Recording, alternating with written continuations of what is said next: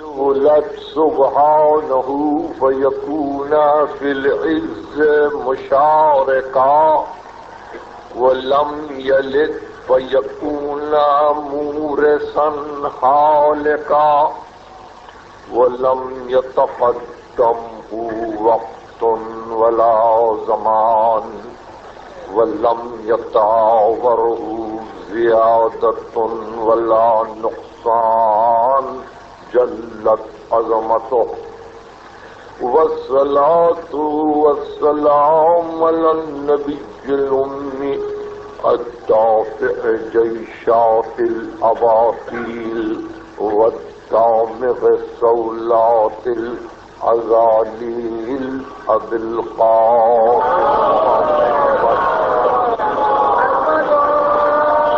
وأهل بيته الطيبين الطاهرين المعصومين المظلومين الذين أذهب الله عنهم الرجس وطهرهم تطهيرا.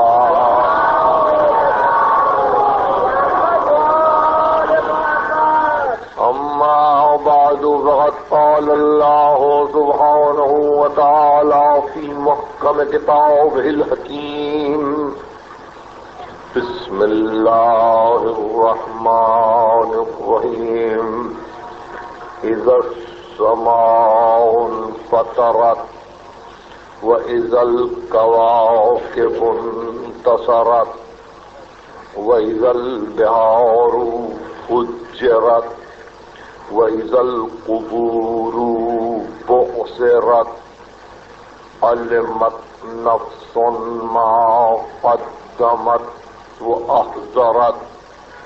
يا أيها الإنسان ما غرك بربك الكريم الذي خلقك فسواك وعدلك في أي صورة ما شاء ركبك كلا بل تكذبون بالدين.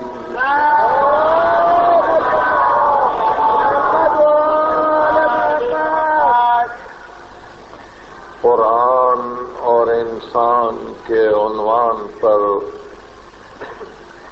یہ دوسری تقریر آپ سماعت فرما رہے ہیں.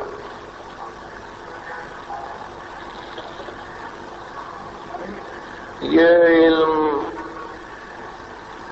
تو شاید سب کے لیے آسان ہے اور سب کو یہ علم میسر ہے کہ قرآن کوئی بڑی ضخیم کتاب نہیں ہے. قرآن کے کئی والیومز یا کئی مجلدات نہیں ہیں. قرآن اپنے اختصار، اپنے ایجاز، اپنے اجمال پر خود ایک معجزہ ہے. یعنی اس قدر مختصر، اس قدر مجمل، اور پھر یہ کہ اپنی ذقامت کے اعتبار سے اس قدر کم کہ شاید دنیا میں صدہا کتابیں ایسی ہوں گی جو الفاظ کی گنتی کے اعتبار سے یا جملوں کی تعداد کے اعتبار سے قرآن سے کہیں زیادہ ہوں گی. جلدوں میں لکھنے والوں نے اپنے اپنے مطالب کو بیان کرنے کی کوشش کی ہے. بڑی مختصر کتاب ہے قرآن. 6236 جملے، کل 6236 جملے، اور بقول مورخین کے 77,701 لفظ پورے قرآن. 77,701 لفظ، اور آگے گنتی کی تو انہوں نے کہا 2,23,390 حرف، یہ پورا قرآن، 6,236 آیتیں، 77,701 لفظ، 2,23,000 لفظ، 2,23,390 حرف، الفابیٹس۔ اور پھر اس کا دعویٰ یہ کہ فیہ تبیان لکل شیء، اس میں ہر چیز کا کھلا کھلا بیان موجود ہے۔ فیہ تبیان لکل شیء، اس میں ہر شے کے لیے کھلا کھلا بیان موجود ہے۔ تو صرف پہلے جملے سے فکر کو آپ شروع کریں کہ جو غیر کے لیے تبیان بنے وہ خود مبہم ہو جائے، جو غیر کے لیے تبیان بنے وہ خود اپنے آپ کو واضح نہ کر سکے۔ خداً وہ رحمتان للمومنین، ہدایت بھی ہے، رحمت بھی ہے غیروں کے لیے، صاحبان ایمان کے لیے، تو خود اس میں ہدایت نہ ہو، خود وہ صورت رحمت نہ بنے۔ اِنَّا أَنزَلْنَا إِلَيْكُمْ نُورًا مُبِينًا، ہم نے نور مبین نازل کیا تو دوسروں کے لیے جو روشن ہو، خود آپ تاریک ہو جائے۔ آپ ملاحظہ فرمائیں، یعنی یہ سمجھنے کی کوشش کرنی چاہیے کہ اس اختصار کے باوجود اس کا ایجاز مخل نہیں۔ یہ ایجاز مخل ایک عیب ہے بلاغت میں کہ اتنا کم کوئی بیان کرے کہ خلل پیدا ہو جائے سمجھنے والے کو، اس کو ایجاز مخل کہتے ہیں، یا اتنا طول کر دے کہ سننے والے پر پار ہو جائے تو اس کو اتناب ممل کہتے ہیں۔ تو قرآن اس اختصار کے ساتھ نور بھی ہے، ہدایت بھی ہے، برہان بھی ہے، بیان بھی ہے، تبیان بھی ہے، شفا بھی ہے، رحمت بھی ہے، ذکر بھی ہے۔ جتنے نام قرآن کے قرآن میں آئے ان ناموں کو پڑھنے کے بعد یہ پتہ چلتا ہے کہ اگر یہ قرآن اپنے آپ ہی کی وضاحت نہ کر سکے تو اس کے معنی یہ ہے کہ مالک نے جو اس کے نام بیان کیے تھے صحیح طور پر وہ لفظ خاتم بدہن وضع نہیں ہوئے، صحیح طور پر وضع نہیں ہوئے۔ معمولی سی بات ہے، قرآن کو نور کہا، وہ یقیناً وہ روشن، وہ اپنے آپ کو مسلسل روشنی میں لاتا ہے اور ہر دیکھنے والے کو روشن کرتا ہے۔ اب یہ اور بات ہے کہ قرآن کے مقابل میں کوئی شیشہ آئے جو زنگ آلود ہو تو قرآن کی خطا کیا ہے؟ وہ نور ہے، یہ زنگ ہے۔ قرآن ہدایت ہے، اب قرآن کے مقابل میں کوئی اگر ایسا دل آئے جو مغضوب میں بھی ہو، ضالین میں بھی ہو، تو یقیناً قرآن پر الزام کیا ہے؟ قرآن ذکر ہے، قرآن کے مقابل میں اگر وہ آئے جہاں غفلت ہی غفلت ہے تو قرآن کو کیوں کوئی بدنام کرے کہ ہماری سمجھ میں نہیں آتا؟ بات صرف اتنی ہے کہ سننے والا وہ صلاحیت پیدا کرے کہ کہنے والے کی آواز کانوں سے گزر کے دل تک اتر جائے اور علم مسموع علم مطبوع ہو جائے. تو ایسی منزل پر سب سے پہلے قرآن ہی کو اگر آپ اس کے اسماء گرامی کے ساتھ ملاحظہ کریں تو پتہ چلے گا کہ ایک مختصر سی کتاب ہے، مگر معجزہ ہونے کی حیثیت سے ایک ہی آیت کبھی کبھی صدہا امور کے لیے فکر کو روشن کرنے والی ہوتی ہے اور صدہا مواقع میں ہادی بن جاتی ہے.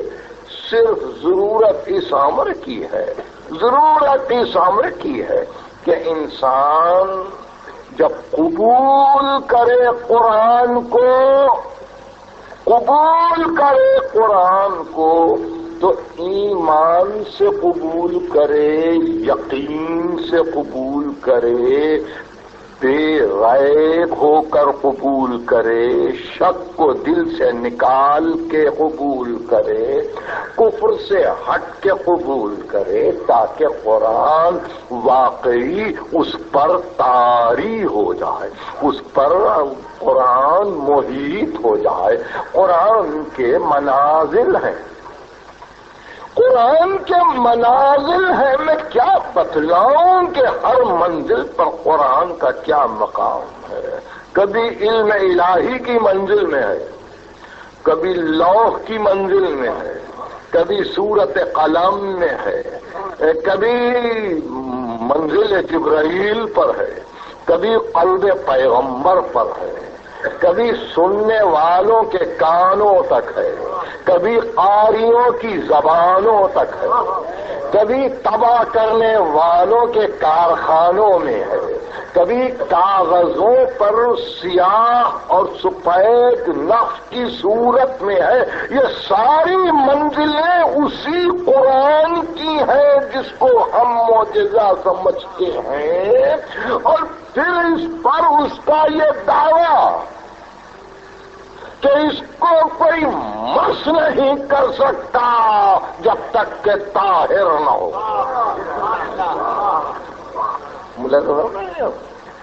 فکر دیکھیے کس مقام پر پہنچ رہی ہے. یعنی دعویٰ، اور دعوے کے ساتھ پھر جو لفظ استعمال کیا تو وہی جو رب کے لیے استعمال کیا. ما غرک بربک الکریم، تجھ کو اپنے رب کریم سے کس چیز نے مغرور بنا دیا؟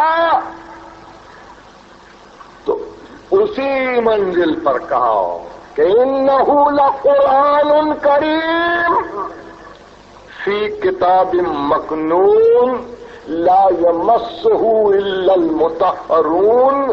قرآن کریم کتاب مکنون میں ہے، اس کو مس نہیں کر سکتا مگر مطہر.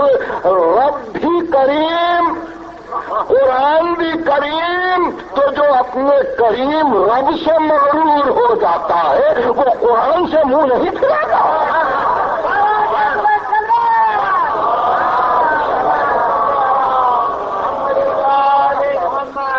آپ نے دیکھا جہاں کرامت قابل لحاظ ہی نہ ہو وہاں رب ہو تو اور قرآن ہو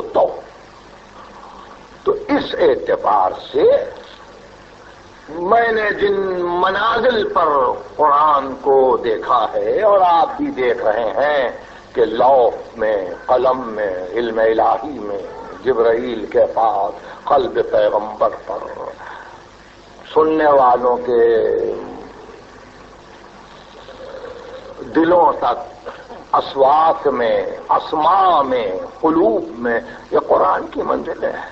تو آج بھی قرآن مسلمانوں کی حد تک ہر جگہ ہے، ہر جگہ ہے.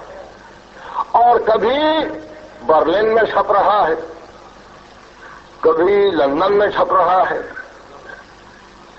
کبھی اس کی طباعت کا انتظام امریکہ میں ہو رہا ہے، انڈونیشیا میں ہے، اب رشیا میں چھپ چکا. تو کبھی کبھی یہ سوچا جاتا ہے کہ کیا یہ سب احکام طہارت کے پیش نظر ہو رہا ہے؟ طہارت کے ساتھ کے انتظامات ہیں. تو پتہ چلا کہ نہیں، ایسا نہیں ہے. ہم حکم نہیں لگا سکتے. ہم حکم نہیں لگا سکتے کہ کہاں طہارت کے ساتھ تباہت ہو رہی ہے، مگر ہمارے ہاتھوں میں ہے. ہم کو حکم یہ ہے کہ تم نجاست کے عالم میں مس نہ کرو.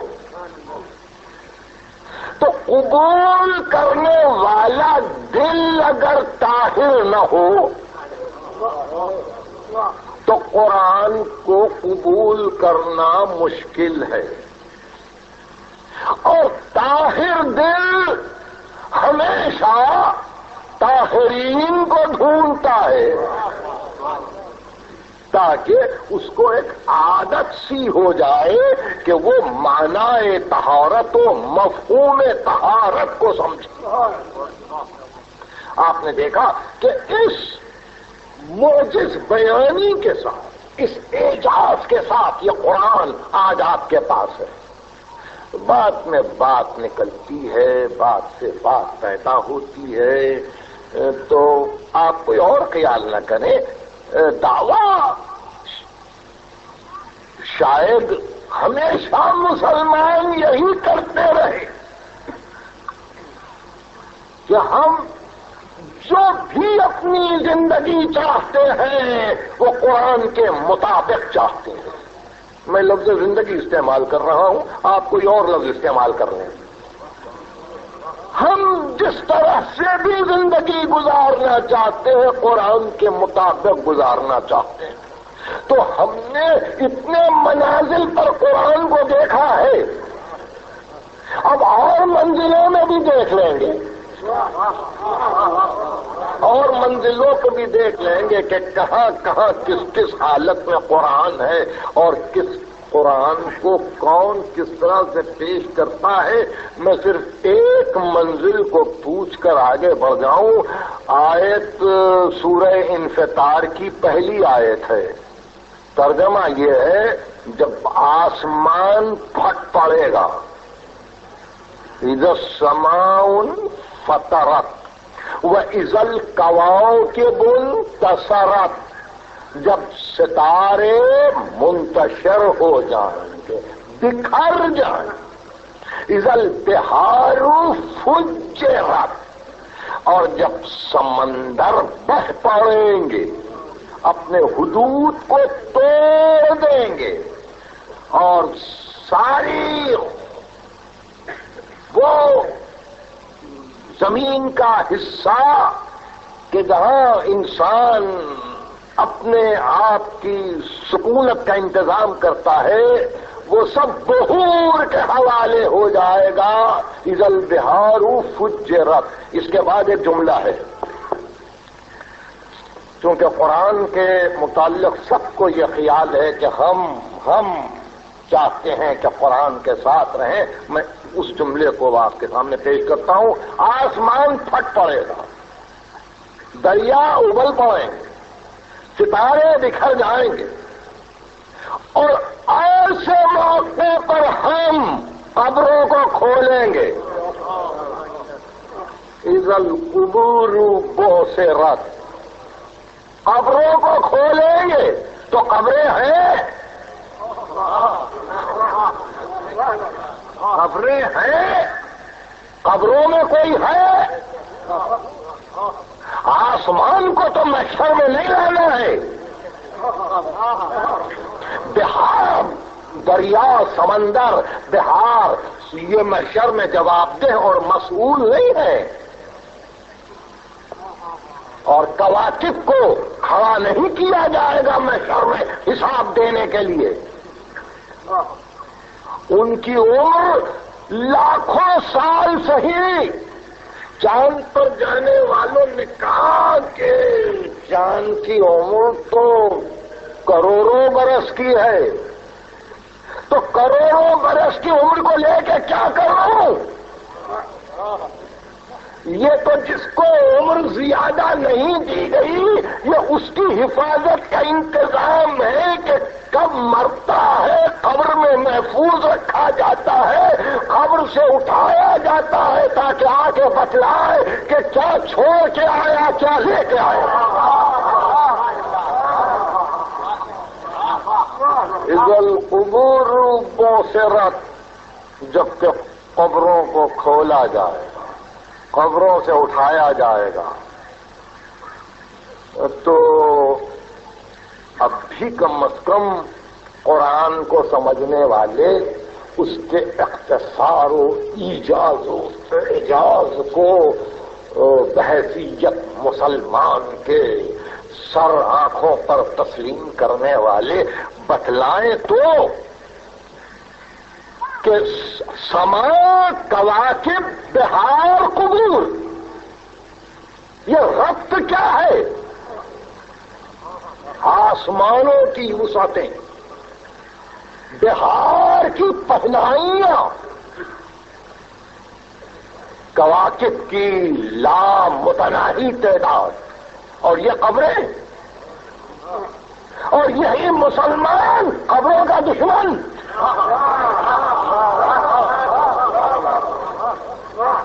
یہی مسلمان قبروں کا دشمن کہ بنایا کیوں، رکھا کیوں، حفاظت کیوں کی؟ بھئی ہم کون ہیں حفاظت کرنے والے؟ وہ تو قرآن حفاظت کر رہا ہے نا۔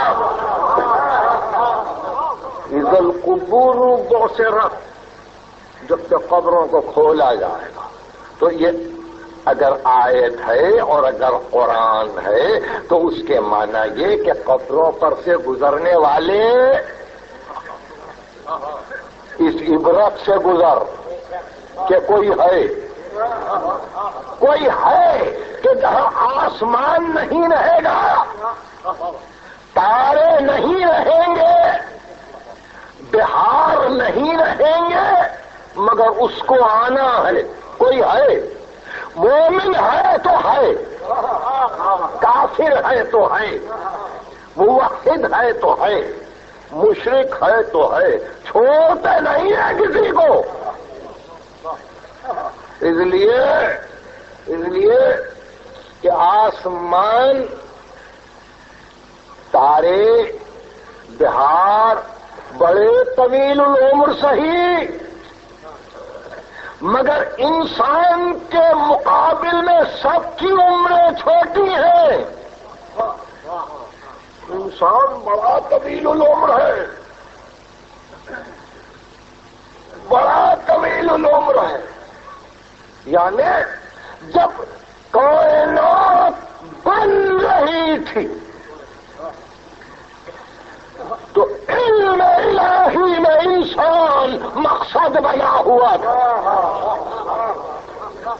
آسمان نہ تھے، زمین نہ تھی، چاند اور سورج نہ تھے، کواکب نہ تھے، مگر علم الہی میں انسان تھا۔ انسان تھا، اور انسان تھا جب کہتا ہوں تو اس کے معنی یہ کہ وہ انسان تھا کہ جس کو ان انسانوں سے گزرتے ہوئے آنا تھا جہاں فسق بھی تھا، فجور بھی تھا، ظلم بھی تھا، کفر بھی تھا، شرک بھی تھا، الحاد بھی تھا، مگر انسان مقصود تھا کہ سب سے بچاتے ہوئے تجھے لے جائیں گے کہ لولاک لما خلقت الافلاک، اگر تو نہ ہوتا تو یہ کائنات نہ ہوتی۔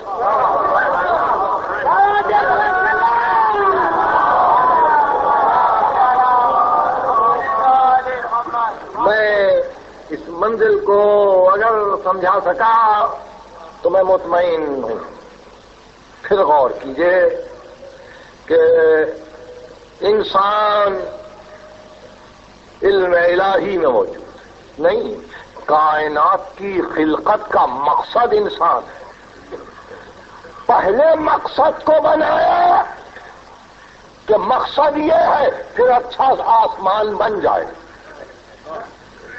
چاند بن جائے، ستارے بن جائے تو وہ لاکھوں برس کی عمر صحیح، مگر انسان کے مقابل میں ایک ہے، اس لیے مر گیا۔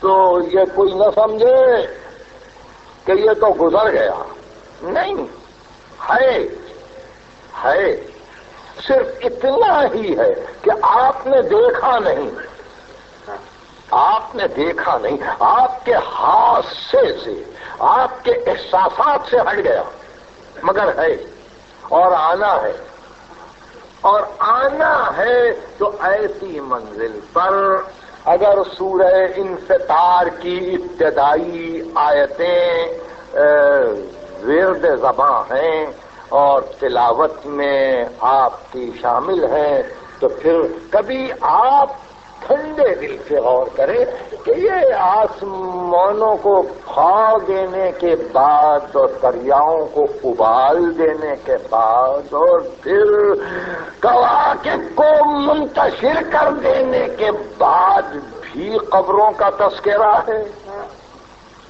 کہ ہم قبروں کو کھولیں اور اس دن علمت نفسون،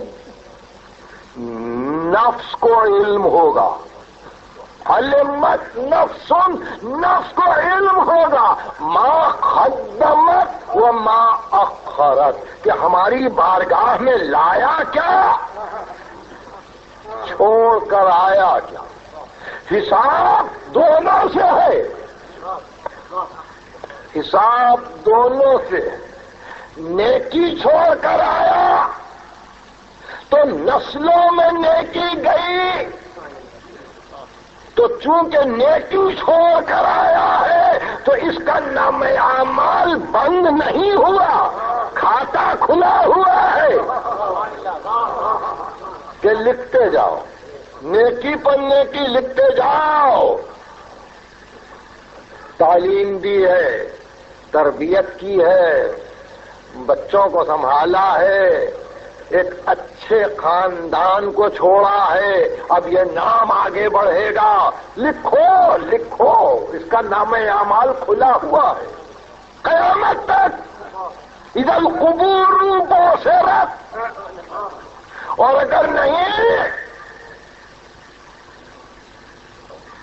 چھوڑ کے آیا ہے ظلم کو، استبداد کو، بری باتوں کو، بری عادتوں کو، تو نسلوں میں جہاں جہاں وہ ظلم جائے گا تو محرک کا نام اعمال تو کھلا ہوا ہے۔ میرے لفظوں پر غور کر رہے ہیں، محرک کا نام اعمال کھلا ہوا، لکھو اس کے نام عمل میں، لکھو کیا چھوڑ کے آیا، کیا چھوڑ کے آیا۔ اس لیے اچھائیاں اور برائیاں دونوں ساتھ ساتھ آگے بڑھ رہی ہیں۔ ہم سمجھتے ہیں زندگی قلیل ہے، نہیں نہیں، بڑی طویل ہے زندگی، بڑی طویل ہے زندگی، اور اس طویل زندگی کی تیاری چاہیے۔ اے انسان، یا ایھا الانسان ما غرک بربک الکریم، کیوں مغرور ہو رہا ہے اپنے کریم رب سے، کریم رب سے، الذی خلقک، جس نے تجھ کو خلق کیا، فسواک، جس نے تیرا تسویہ کیا، فعدلک، جس نے تجھ کو اعتدال بخشا، فی ای صورت ما شاء رکبک، اور جس صورت میں مناسب سمجھا اس نے تجھے ترکیب دے دی اس صورت میں کہ صورتیں سب کی یکساں نہیں، اور اس کے بعد بھی کہ خلق ہم کریں، تسویہ ہم کریں، اعتدال ہم دیں، اور غرور ہم ہی سے۔ کوفے کی مسجد میں حلال مشکلات تشریف فرما تھے کہ سامنے سے کوئی میت کو لیے جا رہے تھے، ارشاد فرمایا ام ھذا الذی یہ وہی انسان جا رہا ہے. انشاہ فی ظلمات الارحام وشغف الاسطار نطفة دحاقا وعلقة محاقا وجنینا ورازعا وولیدا ویافعا. یہ وہی انسان ہے جو کبھی نطفہ تھا، کبھی علقہ تھا، کبھی مصغہ تھا، کبھی شیرقار بچہ بنا، کبھی کھیلتا ہوا لڑکا نظر آیا.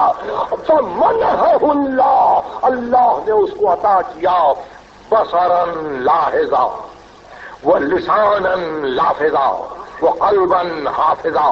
اللہ نے اس کو دیکھنے والی آنکھ دی، بولنے والی زبان دی، حفاظت کرنے والا دل دیا.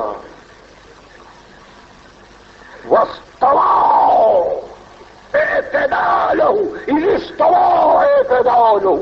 جب وہ اپنے اعتدال پہ آیا ہر چیز معتدل ہو گئی. نفر مستکبرا وہ خبط صادرا. یہ مغرور ہو گیا، مغرور ہو گیا. اور جس طرح اونٹ دیوانہ ہو کر پھر دشت میں ہر طرف بھاگتا ہے، اسی طرح سے خبط صادرا یہ مغبوط ہر طرف دوڑ رہا ہے. غلطی کیا ہوئی؟ پیدا کیا، درجے مقرر کیے،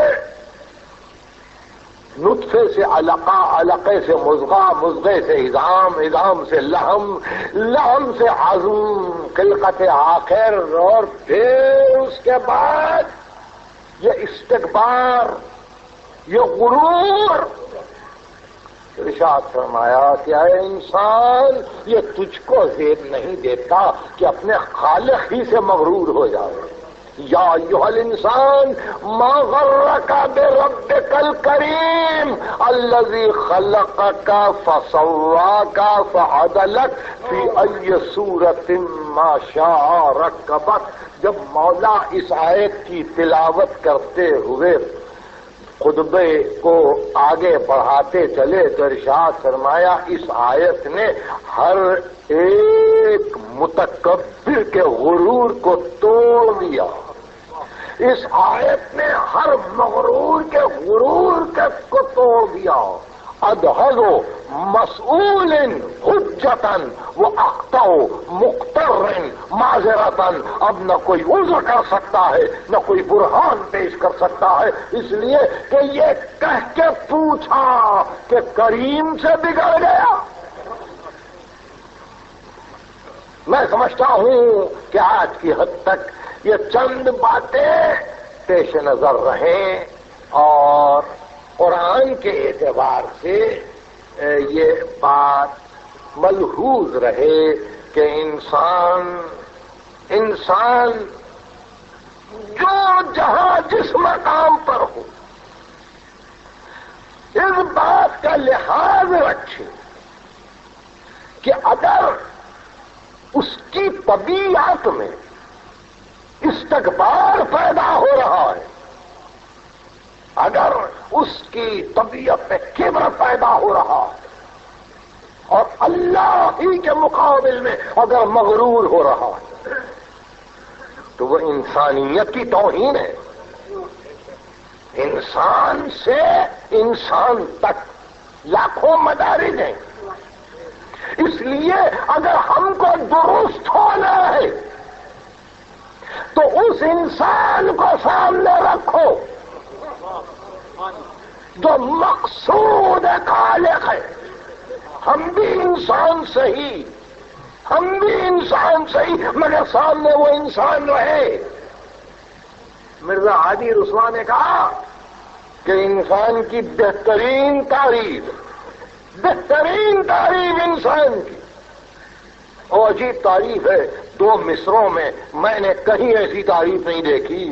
انسان کی تعریف کہ منتشر تھی جلوہ آرائے ازل کی قوتیں، منتشر تھیں جلوہ آرائے ازل کی قوتیں، شوق خود بینی میں یکجا ہو کے انسان ہو گئی. منتشر تھیں جلوہ آرائے ازل کی قوتیں، شوق خود بینی میں اقتدا ہو کے انسان ہو گئی. اور پھر میر تقی میر کی زبان تو ظاہر ہے وہ ان کی زبان اپنی زبان ہے، اور جس طرح سے وہ ادا کرتے ہیں باوجود ملکیت، نہ ملک میں آیا وہ تقدس کہ جو ہے حضرت انسان کے بیچ. یہ میر تقی میر کی زبان ہے کہ ملک بھی جس مقام کو پا نہ سکا، ملک بھی جس مقام کو پا نہ سکا وہ انسان ہے اور وہ مقصود ہے.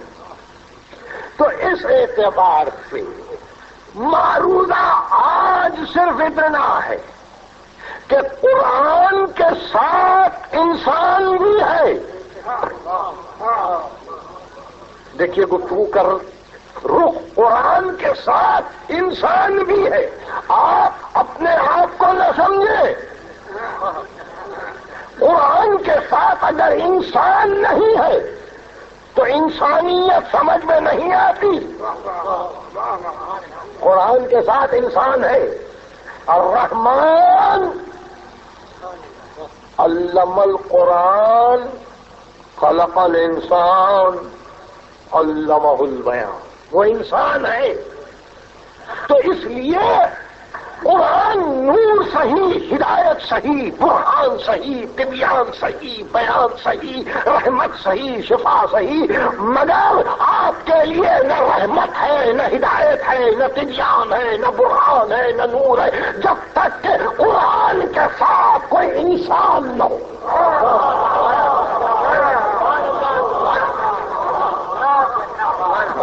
کہ وہ انسان بتلاتا جائے کہ ہم قرآن کا غرور ہے،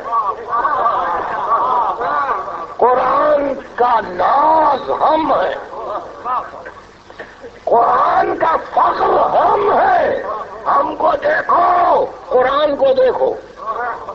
تو وہ اعجاز اسی وقت بنتا ہے جبکہ اس قرآن کے ساتھ کوئی انسان کا بھی تصور ہو. یہ گفتگو اور گفتگو کا خاتمہ ہے. آپ کی نگاہوں میں کوئی انسان آج ہے؟ آپ کی نگاہوں میں کوئی انسان آج کسی رہے حیات پر، کسی رہے حیات، کسی انسان کا نام لیجیے کہ بھئی ان کو دیکھتے ہیں تو قرآن سمجھ میں آتا ہے. کسی کو تو بتلائیے، کسی کو تو بتلائیے کہ ان کو دیکھیں تو قرآن سمجھ میں آتا ہے. نہیں کہ آپ نہیں بتلا سکیں گے. آپ نہیں بتلا سکیں گے اس لیے کہ جس کسی کا نام لیں گے اس کو آپ مجبور پائیں گے، اس کو آپ معذور پائیں گے.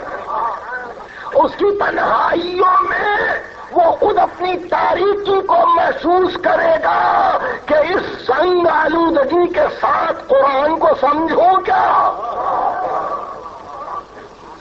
آپ ایسا فرما رہے ہیں.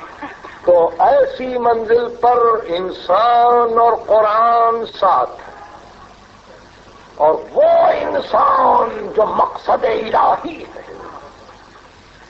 وہ انسان جو کچھ نہ تھا کائنات میں وہ تھا، وہ انسان قرآن کے ساتھ ساتھ اور قیامت تک ساتھ ساتھ رہے گا. اگر قرآن کو سمجھنا ہے، اگر قرآن پہ عمل کرنا ہے، اگر قرآن سے متمتع ہونا ہے تو پھر کوئی انسان رہے ساتھ جس کو آپ مناسب سمجھیں. جبر نہیں، جس کو آپ مناسب سمجھے مگر قرآن کے ساتھ رکھے انسان، ورنہ بڑی پریشانی ہوگی.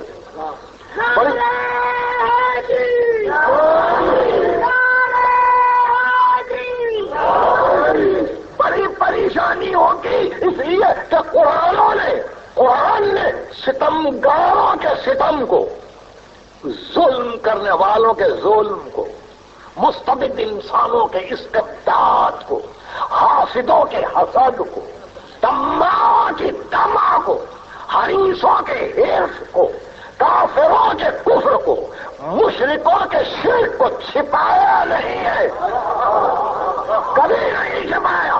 جہاں شرک ہے کہہ دیا، جہاں نفاق ہے کہہ دیا، جہاں کفر ہے کہہ دیا۔ اب دنیا اگر ہم سے کہتی ہے کہ خبردار اب کسی کے شرک کا تذکرہ نہ کرو تو قرآن پر اعتراض ہے، اگر دنیا کہتی ہے کفر کا تذکرہ نہ کرو تو قرآن پہ اعتراض ہے۔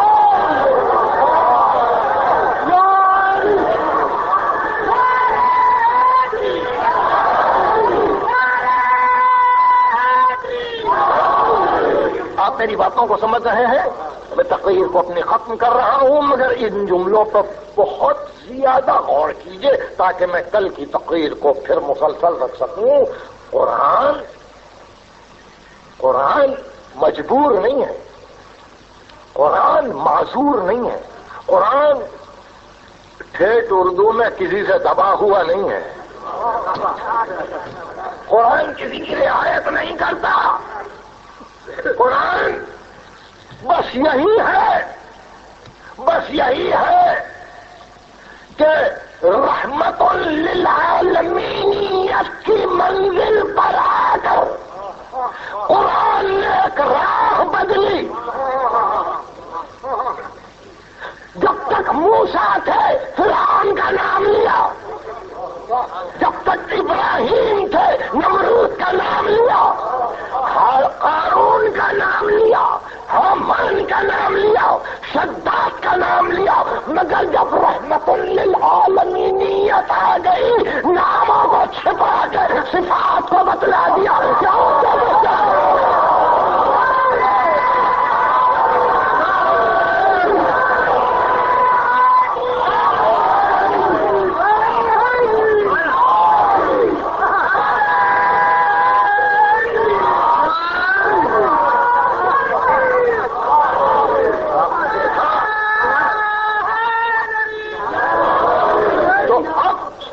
گفتگو رہی کہ نام نہیں ملتے، تو ظاہر ہے کہ قرآن صفت کو اس شان سے بیان کرتا ہے کہ موصوف کچھ سمجھ میں آئے،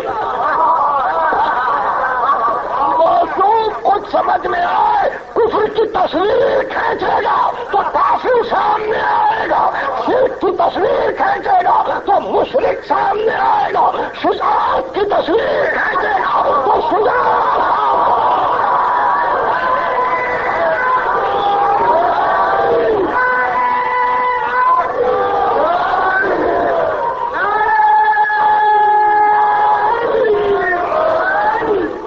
قرآن کی عادت ہے، یہ قرآن کا طریقہ ہے۔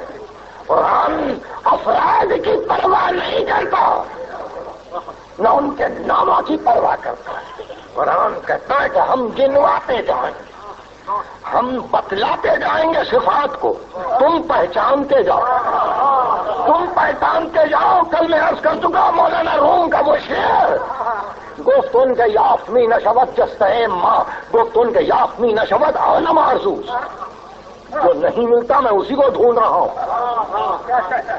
میں اسی کو ڈھونڈ رہا ہوں۔ قرآن کہتا ہے ہم بتلائیں گے، ڈھونڈو کم تم،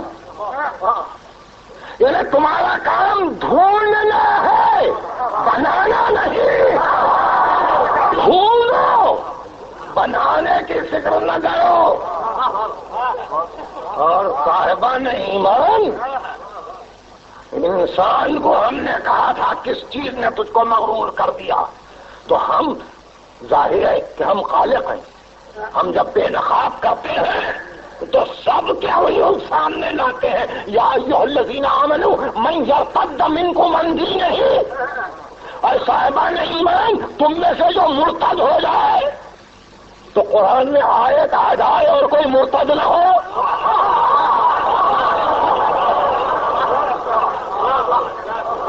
یا ایھا الذین آمنوا من یرتد منکم عن دینہ، اے صاحبان ایمان جو تم میں سے اپنے دین سے مرتد ہو جائے، یا ایھا الذین آمنوا،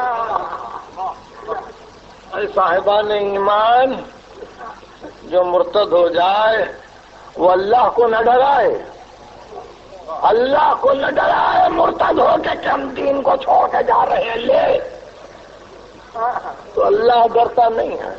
یا ایھا الذین آمنوا من یرتد منکم عن دینہ فسوف یأتی اللہ بقوم یحبهم ویحبونہ. خدا ایک قوم کو پیدا کرے گا جو خدا اس قوم کو دوست رکھتا ہوگا، وہ قوم خدا کو دوست رکھتی ہوگی. صفت کو بتلا کے خیبر میں عالم میں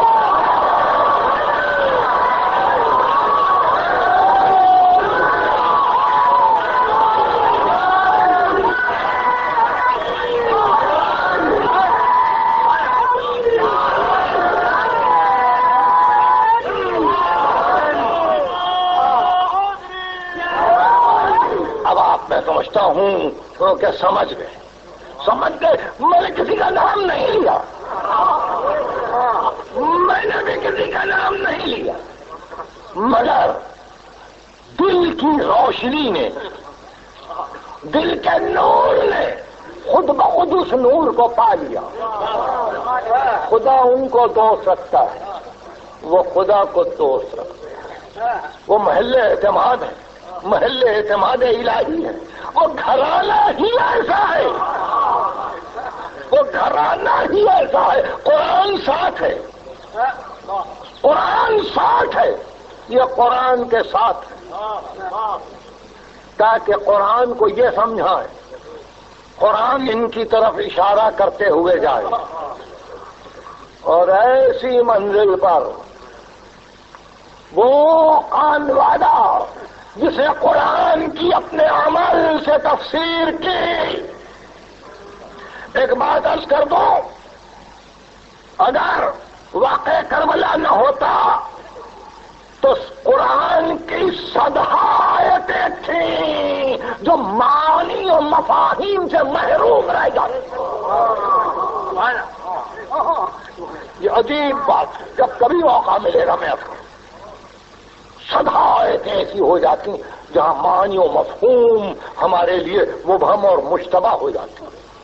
قرآن نے سمجھایا کہ کس طرح رہے مولا میں اس کی محبت کو لیے ہوئے ساری محبتوں کو ترک کرتے، گھر کو چھوڑا، وطن کو چھوڑا، نانا کے روضے کو چھوڑا، ماں کی لہب کو چھوڑا، بھائی کے مزار کو چھوڑا، بیمار بیٹی کو روتا ہوا چھوڑا. بڑی حسرت سے مدینے کو جاتے ہوئے دیکھا. مطلب یہ کہ مدینے یہ میری آخری سواری، اب تو مجھے نہ پا سکے. اور 3 شعبان کو خانہ کعبہ پہنچے، 28 رجب کو مدینے سے نکلے. 3 شعبان سے 8 ذی الحجہ تک مکے میں رہے. ایک 8ویں کو حکم دیا سامان سفر بار کرو. ابن عباس کو اطلاع ملی. ابن عباس گھبرائے ہوئے آئے، فرزند رسول حج کو چھوڑ کے جا رہے ہیں. ارشاد فرمایا ابن عباس اسی گھر کی حفاظت کے لیے جا رہا ہوں، اسی گھر کی حفاظت کے لیے جا رہا ہوں ابن عباس، ورنہ آنے والی تاریخ یہ لکھے گی کہ حسین نے کعبے کا بھی احترام نہیں کیا اور وہیں لڑائی چھڑ گئی. کہ فرزند رسول آپ کو یقین ہے کہ لڑائی چھڑے گی؟ فرمایا ہاں ابن عباس، میرے نانا یہ کہتے تھے کہ اللہ نے یہ چاہا ہے کہ میں اس کی راہ میں قتل ہو جاؤں. ابن عباس نے کہا فرزند رسول جب یہی طے پا گیا تو پھر نبی کی نواسیاں کیوں جائیں، فاطمہ کی بیٹیاں کیوں جائیں؟ ابن عباس کہتے کہ ایسے میں کسی کا ہاتھ پردے محمل میں پڑا اور ایک آواز آئی ابن عباس بہن کو بھائی میں جدا کرنا چاہتا ہے. ابن عباس میں بھائی کو اکیلا جانے نہیں دوں گی. ابن عباس کو رخصت کیا، رکاب میں پاؤں رکھا، پشت فرس پہ بلند ہوئے کہ دیکھا کسی بزرگ نے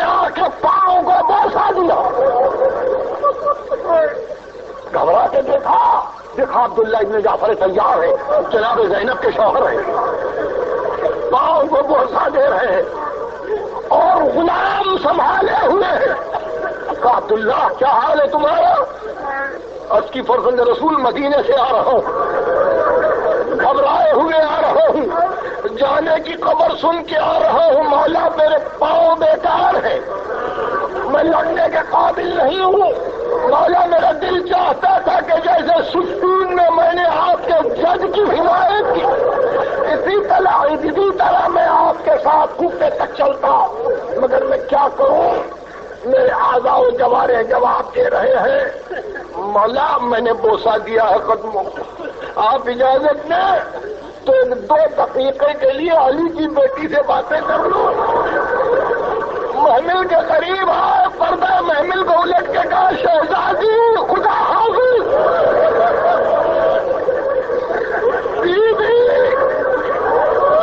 مجھ میں اتنی طاقت نہیں کہ میں آقا کو سے قربان ہو جاؤں، شہزادی میرے بچوں کو پہلے فدا کر دینا، میرے بچوں کو قربان کر دینا۔ سب سے پہلے جعفر کی اولاد میدان میں جائے گی زینب۔ شہزادی نے آنکھوں سے اشک بہا کر کہا عبداللہ ایسا ہی ہوگا، مطمئن رہو۔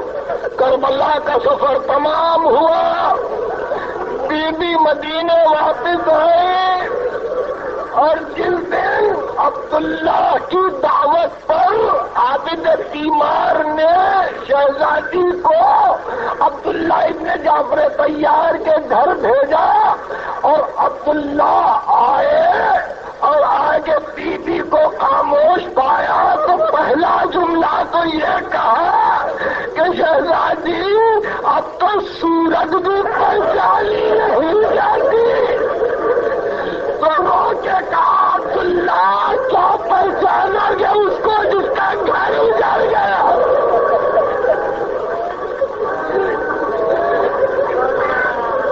جس کا گھر اجڑ گیا۔